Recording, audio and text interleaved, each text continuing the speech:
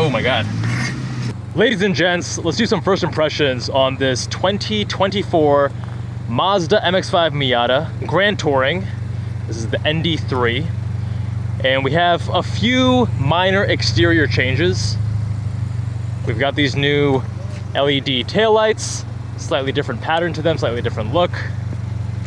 New wheels. Honestly, I am not the biggest fan. I think the ND2 wheels looked better. This diamond cut thing I think is hard to really nail and it's a little bit busy for me, but anyways. And of course, Soul Crystal Red Metallic, the best color from Mazda. We got the new LED headlights.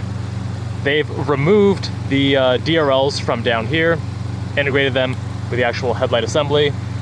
And I gotta say, the car looks great. I mean, if it ain't broke, don't fix it. This is largely the same Miata from what, I think it was like 2014 when it was first unveiled. 10 years and still looks great and fresh. We're joined by my buddy Lemuel from the Liam Weezy YouTube channel and Nate Dabu, who's gonna be riding Passenger Princess from the On-Site channel. So let's head on in. Big thanks to CardinaleWay Mazda for loaning me this vehicle. I've been very excited to try an ND3 because, as you all know, I'm a stickler for steering. And the ND3, the big updates, LSD, new steering from the actual driving perspective. The one and only Nate Dabu, we're going to be reviewing this car, comparing it against his AP2 S2000 in just a couple days. And his channel is On Site. Check it out, linked below. So Nate, what's your first impressions of Miata versus S2000? You were telling me that when you first drove a Miata back in the day, you weren't as impressed or enamored with it. Well, I don't know. I kind of changed my perspective on this car. Back then, I thought Miatas were just too girly, and my ego wouldn't allow me to like these cars, so... The hairdresser stereotype. Oh, yeah. But after I got over that, I don't know. We'll see. This is like me coming into it with a fresh perspective. I think one of the nice things about getting older, especially when you hit your 30s, is that the number of fucks you have to give just decreases exponentially. And maybe I'm also just kind of wired differently, because even when I was in my 20s, car choice didn't really mean anything to me. But, you know, the nice thing is when you don't give a fuck about what people think about your car, you can then actually just enjoy the car. Because I was just in Japan, and I thought the coolest car, I was so excited to drive, and I wish I spent like hours trying to research how to import it, which you can't, even with the whole like limited, you know, show car exemptions, whatever, is the Honda S660. It weighs even less than this or a Lotus Elise. It's I think something like 17 or 1800 pounds, and it's a tiny K car, 660cc engine, and I guess I have a type. Small lightweight cars are now back here in the USA. It's essentially this and Lotus Elise that are going to scratch that itch in the same way, I think. So a couple first impressions. The steering on this, I just saw the video yesterday from Throttle House saying that the steering doesn't feel different. I wonder if the cars that they were driving had different tires, because that can influence steering feel. Because to me, immediately, the steering in this feels better than the ND2. And I reviewed an ND2 on this channel about a year ago. And while I love a lot of things about that car, the steering just kills it for me. We all have different biases. So for me, growing up, I always did a lot of things with my hands. I really honed dexterity. I liked building things, drawing things. I went into a field that obviously is very much focused on dexterity and working with your hands. Liam Weezy showing us how it's done in his GR86. Yee-hoo!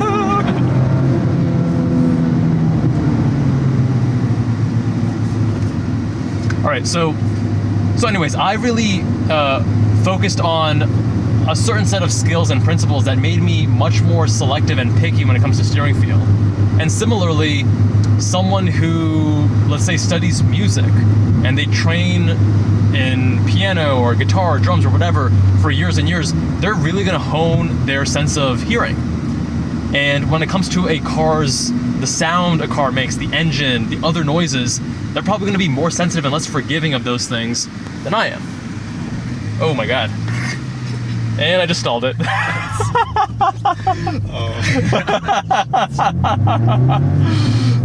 So as an example, I drove an FRS, a first gen for what, 9 years, and the sound that thing made, horrible, right? I didn't like it, but it didn't bother me as much. The steering there was amazing. So keep that in mind whenever you're watching a reviewer. Keep in mind their relative preferences, biases, etc. Because for me, steering is really big. A lot of the tactile things with my hands matter a lot to me. The sound is important, but not as important, relatively speaking.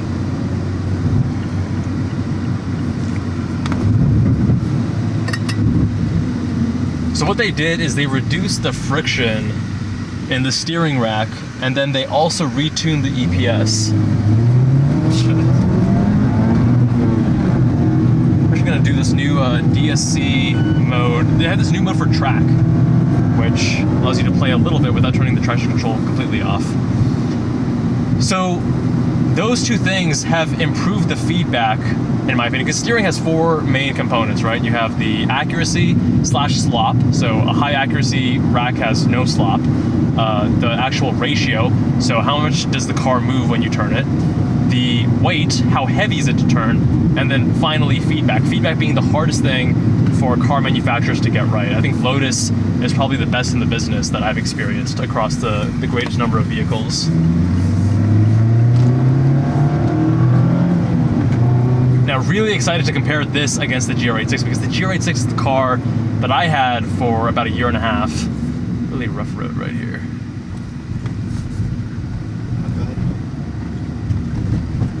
And that thing is so playful. The way it's tuned, the low grip tires, the longer wheelbase, additional power and torque. You can kick the tail out constantly. Here, I have to work for it a little bit to get the tail out. Part of it too is that the suspension is softer, so you get more body roll.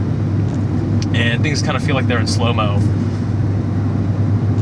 But I was pretty set on getting an AP2 S2K because it was between that and an E46, and after driving both, I think stock, the E46 is a stronger car, and I would prefer that.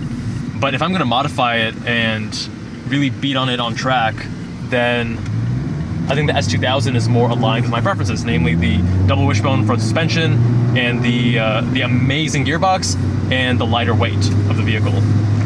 And now I'm driving this and I'm like, oh shit, the steering's actually really good. It's actually a really enjoyable car to be in. So, anyways. Oh, and for those who were paying attention, we're rocking the Omega Speedmaster Moonwatch Hesalite 3861 today. We're gonna be featuring interesting watches in most, if not all, of the videos moving forward. So if you like that, make sure you subscribe. You got 2 watches on your arm? And I do also have, for those who can't see, I'm this weirdo that's rocking the, I used to have an Apple Watch on my wrist, and now I rock it on my bicep. And my Whoop over here. An iRobot. iRobot indeed. Like I said, as you get older, you just don't give a fuck anymore, so it works for me and I like it, alright? So Nate, first impressions, I mean, I can't let anyone else drive this car right now, unfortunately. But from the passenger seat, initial thoughts, first impressions about this versus the S2K, which we are going to be comparing, you know, on a nice windy road in a couple days. I don't know, I was really trying to think about it. This is definitely more comfortable, it feels more planted. I mean, you have like brand new bushings, brand new suspension, so it's definitely going to ride a lot better. But I think the biggest thing, at least for me, is you don't have that screaming, you know, 8,000, 9,000 RPM VTEC motor. This one, I can feel like the mid-range more as a passenger. I don't know what it's like in the driver's seat, it's probably a different sensation. But this one probably has more of an edge in terms of that mid-range power. The S2000 is kind of gutless, so probably more comfortable in here too. I totally agree. Yeah, I totally agree with everything you're saying. I mean, the age of the vehicle, you're gonna have a much tighter experience. The comfort, I think, partially is also because of the different philosophy where they wanted to make this really comfortable for driving on the roads, which is why you have such a compliant suspension, a lot of body roll. The engine, yeah, nowhere near as special, right? Right. It has more torque, it's more usable, but you get this to its 7,500 RPM redline, and it still doesn't have that moaning on its way. Yeah, it doesn't have that same like scream. It doesn't like push you and urge you along like the S2000 does.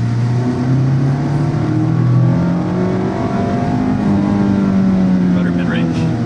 Definitely better mid-range than even the AP2. I mean, definitely more than the AP1.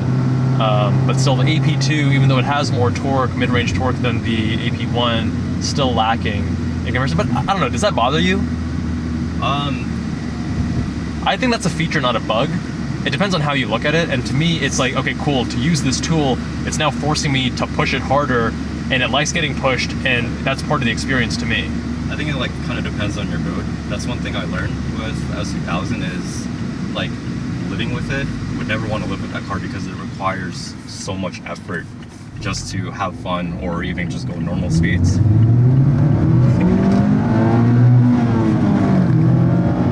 when you have something that's like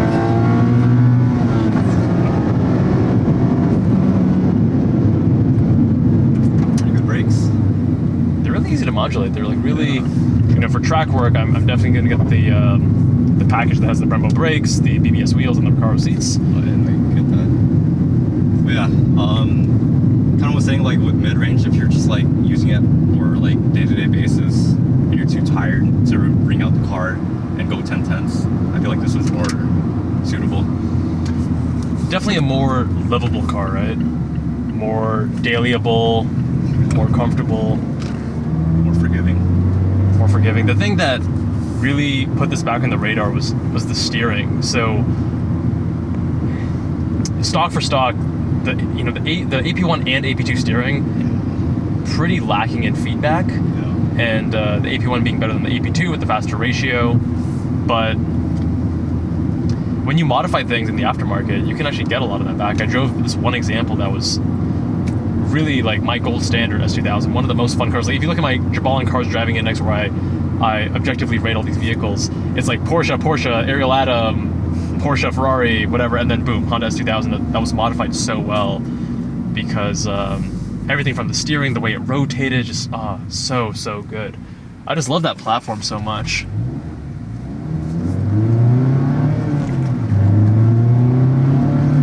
And now you have an STI, a 370Z, Nismo, and an S2000. Yes. You have a great light up in your garage. I have a massive problem. That's what I have. But I don't know. That's kind of what I always talk to about my two friends that are actually into cars.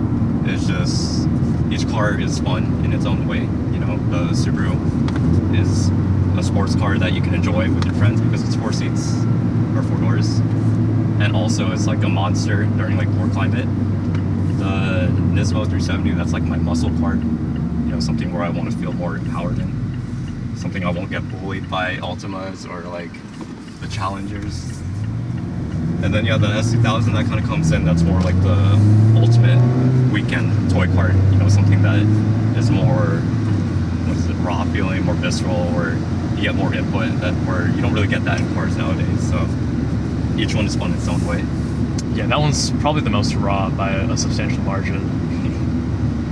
There is something to having variety in your garage, like my Amira being mid-engine weekend toy, and then a lightweight track toy that I can just beat on and like drive to the ragged edge. That's what this or an S2000 would be. I think there is something to variety. When you have multiple vehicles, you don't have to compromise as much, obviously. Like with the FRS, that's a great compromised vehicle because it's surprisingly practical, it's a great sports car, but if you have I got rid of that car because if you have something like a daily driver, I have my CX-50, you have, I'm guessing your STI is your daily? Oh yeah. Yeah, then you can open up the possibility of having something that is impractical, something that doesn't suit most of your needs, is more just for fun. That's another thing too, is like every time you get into these different fun types of cars, like it's always like a different experience that you kind of missed because you haven't been in that car for like weeks at a time. So it's always like your first time getting into it, essentially. Yeah, I like that. Like the variety, the excitement of getting back into something fresh. Right. And like this is the thing, like having a car like an Amira that goes crazy fast and it looks super flashy, that's fun in its own way. But then also going back into something like this, you know, it's pretty cool to change it up. Man, so much construction. Yeah. Yeah, definitely a big way to change it up. And that thing also has hydraulic steering, which is probably my favorite part about that vehicle.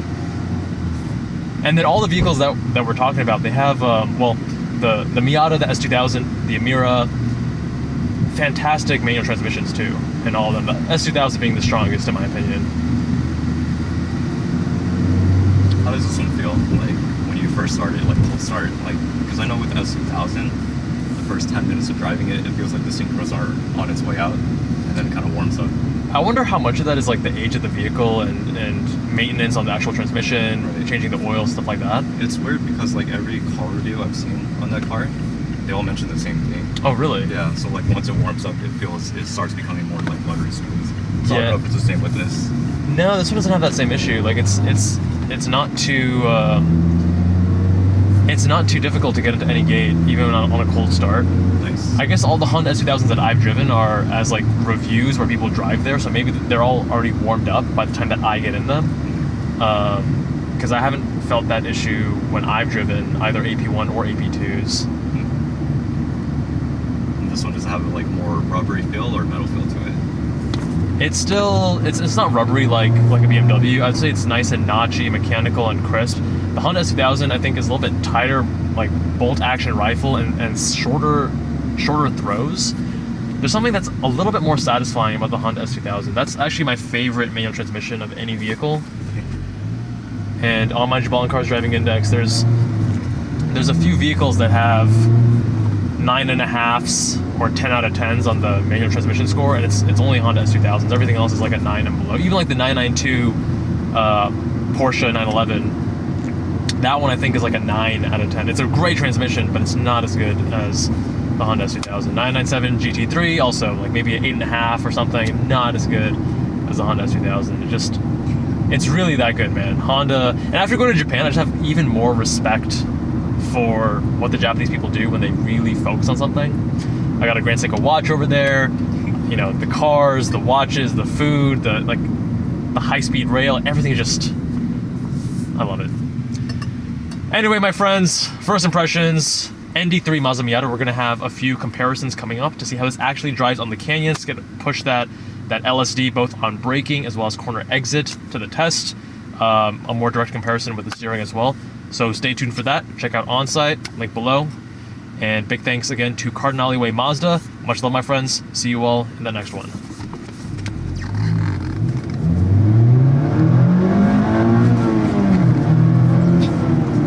Struggling to just keep up with this Mustang. You almost had him. Casually accelerating a fucking red light. Unsubscribed. First you stall, and then he's gone. Then he smokes me. Wah, wah, wah. Be out of life. Me out of life, baby.